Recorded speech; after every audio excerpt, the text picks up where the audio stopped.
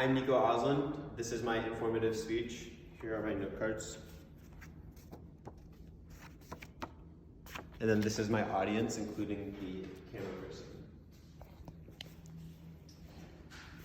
In the famous words of Wayne Gretzky, better known as the Great One, you miss 100% of the shots you don't take. Let me take a step back for a second. Do any of you know who Wayne Gretzky is? Because his career was widely overshadowed by 4 other major sports. That would be football, basketball, soccer, and baseball. The sport I'm talking about is hockey.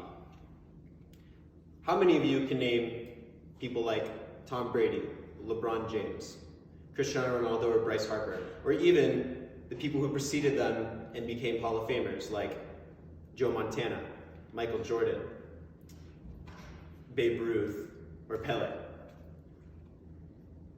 They're all household names and you learn them from when you're a little kid. But could you name Sidney Crosby, Alex Ovechkin, Connor McDavid, or Marc-Andre Fleury? Not many people know those names. You see, I grew up in Las Vegas, a desert where 2 million people had to share 3 hockey rinks for the majority of my life. However, I believe that I was blessed to be able to watch the game of hockey since I was 7 years old. When I would go to school, a lot of my classmates would always make the comment, yeah, I watch hockey for the fights, but I always think they just said that because they wanted to pretend like they knew hockey, but deep down, I really knew that hockey was so much more than just 2 guys trying to take each other's heads off. You miss 100% of the shots you don't take. And right now, I see this as an opportunity, or rather a shot, to teach you about the game of hockey. Hockey is a hyper-fast sport with a plethora of diversity in the game, as well as its players and the people who participate in it, making the game similar but also wildly unique to every other world sport. Let's start with some similarities in hockey. Just like soccer, the point of the game is to get an object into the back of the net, into the opposing team's net. You also, like basketball, have 5 people playing at a time, and those people consist of 3 forwards, a centerman, a left wing, and a right wing, as well as 2 defensemen, and then not necessarily a part of the skating group, but 2 goalies. And then like football, you have padding and a helmet because you guys are going to be hitting each other at pretty high speeds. That's kind of where the similarities run out. So here are some differences. I want you all to imagine playing soccer, but you're in a rink, and it's on ice, and you're using sticks because you can't use your feet because you're wearing skates to kick the ball. But you're not kicking a ball. Did I say ball? I meant puck.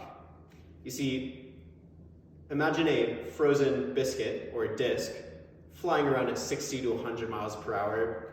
You might want to let it avoid you or your body, but sometimes your coach might get mad if you didn't block the shot. Along with these, you also need to worry about the guy who's about to ram you into the glass acrylic boards, and you're only on for about 45 to 90 seconds at a time, where other sports you're on for minutes to maybe even an hour like soccer.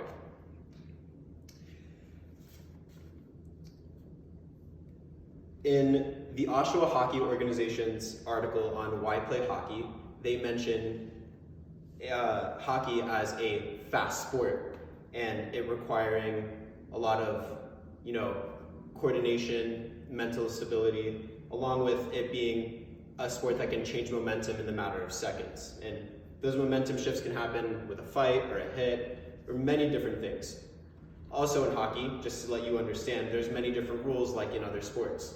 For instance, you can't shoot the puck down the ice just to get a change with your guys. That would be called icing, and it'd come back into your own zone. You'd have to take a face-off, much like a tip-off in basketball. You also can't shoot the puck out of bounds. That wouldn't be fair.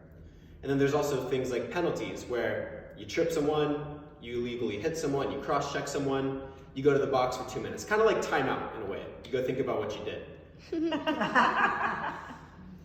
Then there's also major penalties, and this is kind of crazy because if you get into a fight in football, soccer, basketball, or baseball, you get suspended and fined for a good amount of games. But in hockey, the worst thing that happens to you is a 5-minute time into timeout where you could just think about what you did and then you could go back and go fight someone else. Hockey is very different in many different ways, and I've really only scratched the surface of the game. However, I would like to talk about the diversity in the game. You know, that in hockey, it's not just Americans playing. You have guys from Russia, Europeans, Canadians. They dominate the game. You also have people from the African American community like Devonta Smith-Pelly, Ryan Reeves,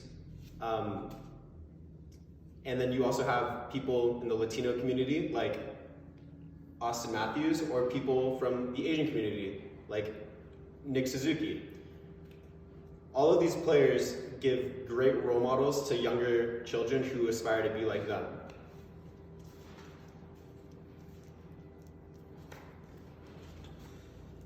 In Morgan Cantill's 2020 article, Hockey, Rocked by Racial Acts, Embraces Black Lives Matter campaign, the NHL had begun a high-profile effort to make anti-racism a part of its identity.